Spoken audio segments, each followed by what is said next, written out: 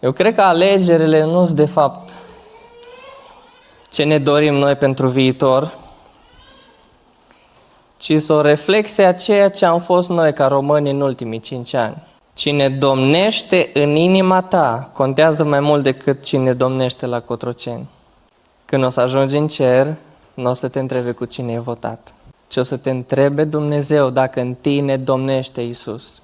Nu o să te întrebe Dumnezeu și Sfântul Petru pe cine ai ales în 2025 la prezidențiale. Dar o să te întrebe, l-ai ales pe Iisus? L-ai ales pe Iisus să fie Domnul vieții tale și să-L urmezi? Dacă ești aici și ai lucrul ăsta în minte, mă rog să-ți vorbească Duhul Sfânt chiar în momentul ăsta și să-L rogi pe Iisus să fie Domnul vieții tale. Pentru tine alegerile sunt mai încoace de 18 mai. Tu ai anticipate.